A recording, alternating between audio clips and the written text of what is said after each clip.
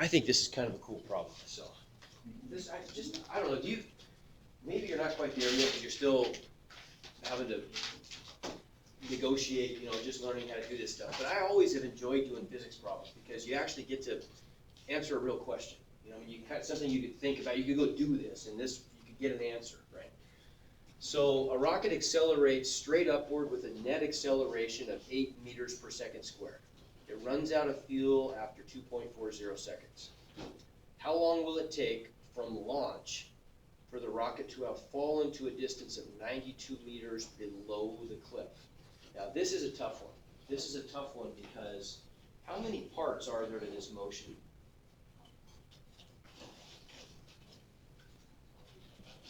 And when I say parts, what I guess we mean by that, we have to tell this in more than one story. Does anybody want to suggest how many stories we need for this? 3.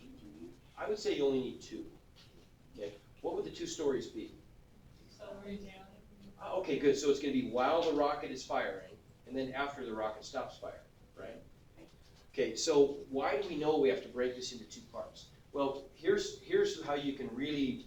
This makes it very clear. Whenever the acceleration changes, then you have to change to a different story, right? This class, after all, remember, this class is really defined as physics with constant acceleration. And so we've got 2 different stories here. Our initial, first story number 1 is the rocket is firing, and so the acceleration is what?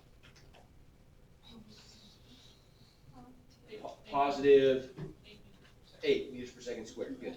Okay, once the rocket stops firing, what's the acceleration? Negative 9.8, right? Because it's in free fall then, right? Now imagine what it's going to look like. So here's our cliff, right? And here's our rocket. The rocket, I guess maybe if we want to be technical about this, I guess we've got some little board out here, and the rocket's starting on this board, and it takes off, and then we pull the board in, right? So it's going up. There's 2.4 seconds. It's going pretty fast. What's it going to do? Okay, it's going to stop, but it's got some upward velocity, right? So when the rocket stops firing, it's going to coast upward and then fall back down, right? Okay, the whole time after the rocket stops firing, the acceleration is the same. It's negative 9.8, right? But it takes a while for that acceleration to rob the positive velocity and then start paying it back with negative velocity. It's kind of a way to think about it, right? Okay. So we need to do this in 2 parts, don't we? We need to figure out some stuff from part 1 that might end up being the initial values for part 2, right? The final kinematic quantities for part 1 become the initial kinematic quantities for part 2. Agreed? Okay. So I think, to me, it might almost seem easier with this one if we maybe start with part 2, thinking about all the stuff that we know or maybe could find, right? So let's break this up into pieces here. So we've got part 1 and part 2. Okay, for part 2, what do we know for part 2?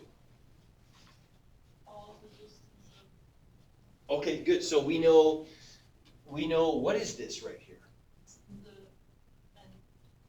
The final position. Yeah, good. So we know that for part 2, final position is what?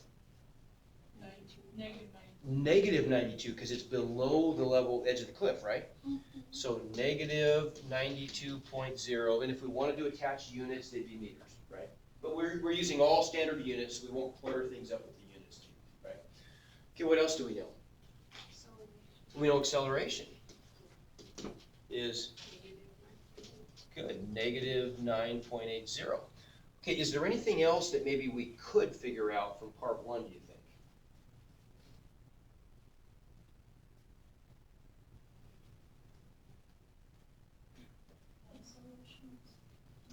Okay, I'll tell you what, let's go up to part 1 for a second, and let's write down the stuff that we know there, how about, right? So for part 1, what do we know? 2.4 seconds. Okay, so we know t is 2.40 seconds. We're trying to find the total time, aren't we? So we actually have the answer to part 1, don't we? Can we just skip part 1 completely? Let's see why.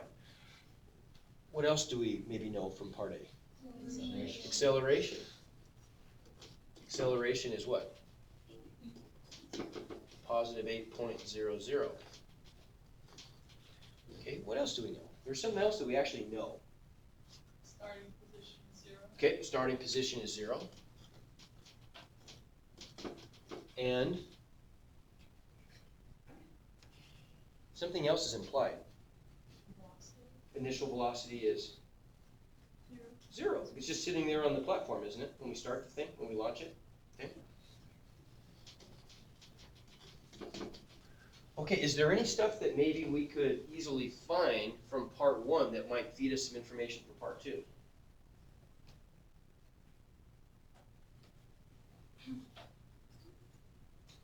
Maybe position, how about, right? Final position? Sure.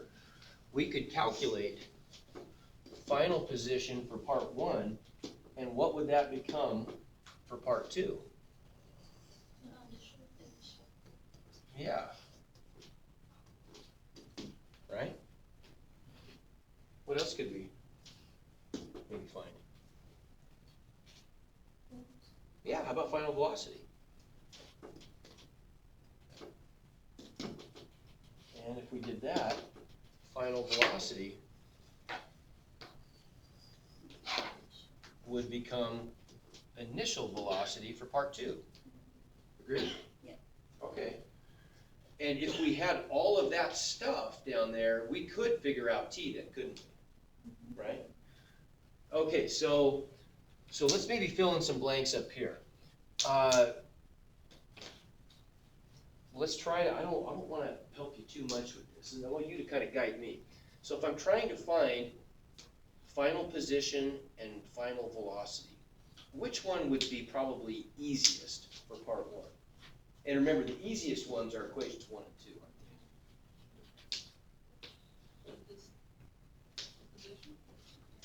they? Okay, position. Now, how am I going to find position? What are the equations that would help me with position? Equation 2 has no position in it, right? But 1, 3, or 4 do. And let me just go back real quick so we can look at these. Right?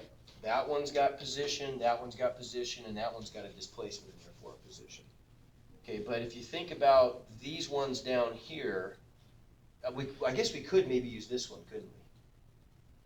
That one seems like we've got enough for that one, doesn't it? Yeah. Okay, so that's a possibility. That's kind of a big equation, although really it's not too bad because what's my initial position? What's my initial velocity? 0. Yeah, so really I've only just got that one term. That's not so bad, we could do that. What's maybe another approach? That would be okay. Velocity would be easy to find, wouldn't it? Isn't that just an equation 2 issue? Right? We're just going to use the equation velocity equals initial velocity plus AT, right?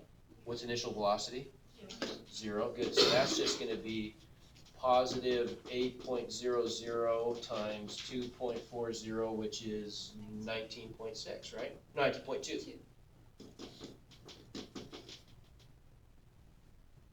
So, okay. Now that we've got that, that opens up another door for us for finding displacement too. Number 1 would work, wouldn't it? Because number 1 says we could, final position equals initial position, which is 0, plus v bar. Well, v bar is easy, isn't it? V bar is just the average, the middle value of the velocities times time. So if I look over at this page right here, we can add v bar pretty easily. If our final velocity is 19.2 and our initial velocity is 0, what's v bar? 9.6, right? Just halfway between 0 plus 19.2 divided by 2. Either one is fine though. We could have used really either equations 1 or 3. But if we've got this,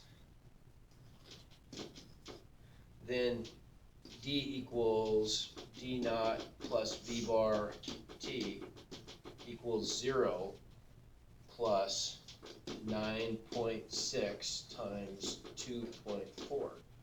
So that is 0.0. I think it was 0.4, right? I remember from last period. Yeah. Okay, so now we can take those quantities and fill in the initial values for part 2 then, right? So initial position for part 2 becomes 23.04.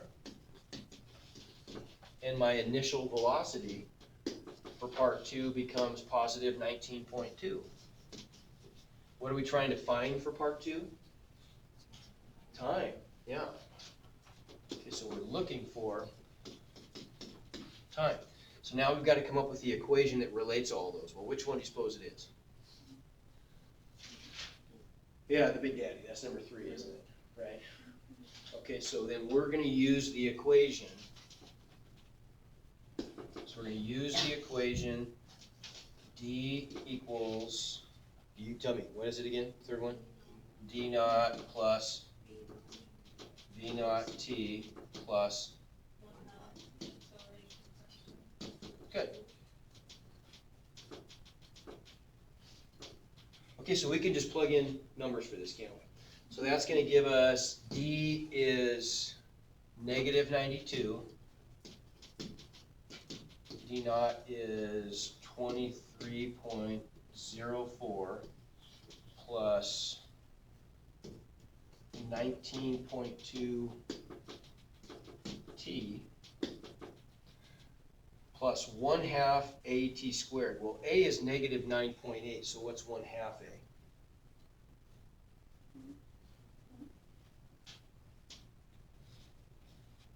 Negative 4.9?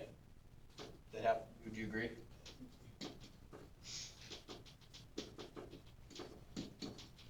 We're trying to solve for T. Now, what's that look like?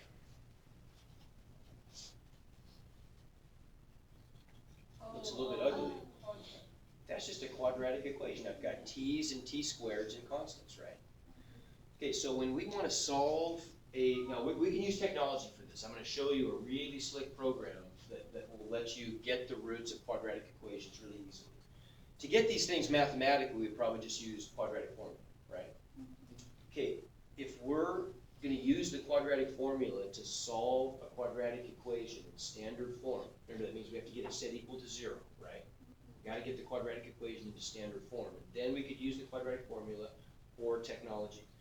If we do that, if we were using the quadratic formula, has everybody used the quadratic formula before? So, okay. So the coefficient of x squared, or t squared for us, do we want that to be positive or negative? It's much more convenient if that's positive. So really what we'd like to do maybe is push everything over to the other side so we get a positive number of t squareds, right? So then we would just, if we did that, we would just end up with, positive 4.9 t squared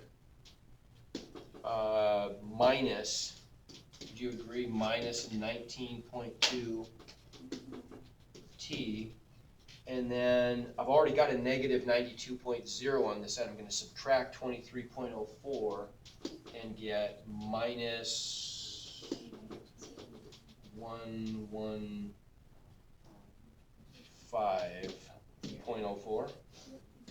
Okay? And then that's all equal to 0, right?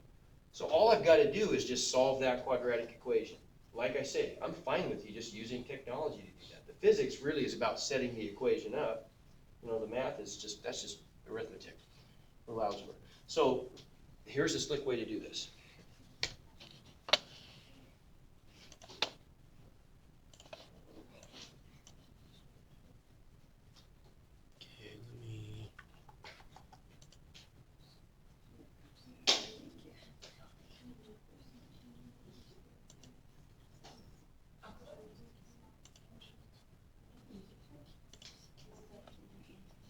Okay, Aqueduct works, but I got a much better one. Aqueduct's kind of wimpy. This is a way better one.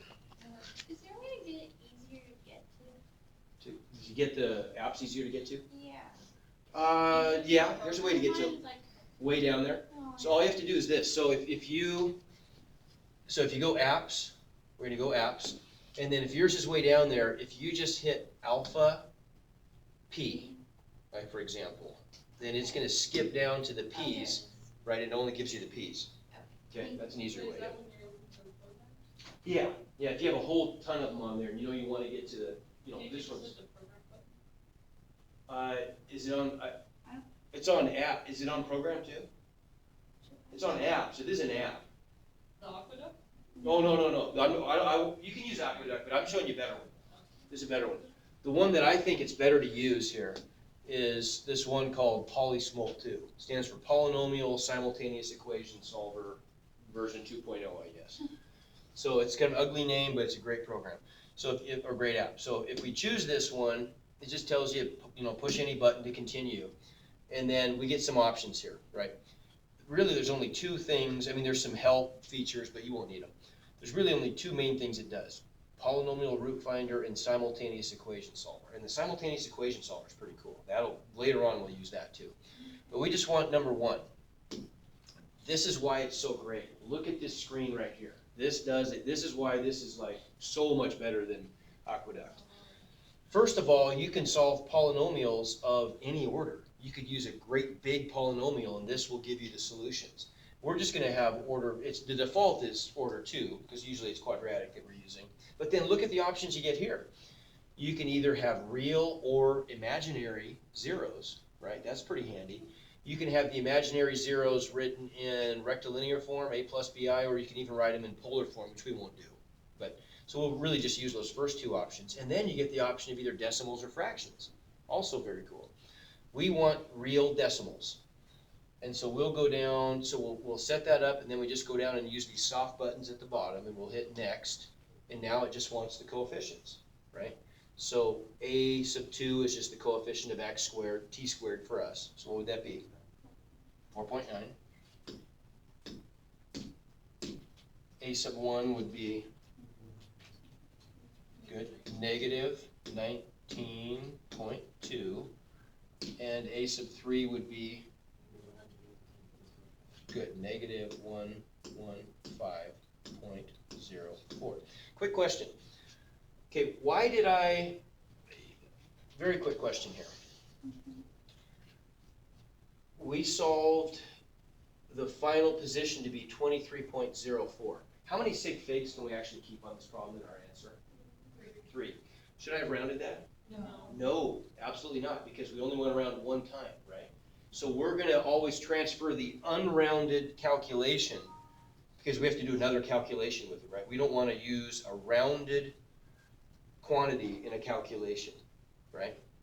Okay, so very good. So now that we've got all this information in there, we just go down to the solve button, which is F5, and look what it does, right? It gives us two answers. Now it gives us a positive one and a negative one. Which one do you suppose we probably want? The positive one, because it's going to be some positive time after we launch the rocket. But just in the back of your mind, remember that that negative one isn't complete nonsense. Remember the example we did about the guy that shot the rifle up in the air, and we wanted to know when it would hit the ground, I think, or something like that, right? And so it gave us, or I think we wanted to know when it was going to pass right by him. That's what it was. I think, no, that wasn't it. It was when it hit the ground. It was when it hit the ground. That was it, yeah. And so we got one really big positive answer, which was the right answer, because the bullet went way up in the air. It took a long time to come back down. We also got a very, very small negative answer, which was very interesting in a way. That was because all we told the physics gods when we asked the question, they don't know what was the gun. All they know is that the bullet left the edge of the cliff, right, with a certain velocity, which we called an initial velocity.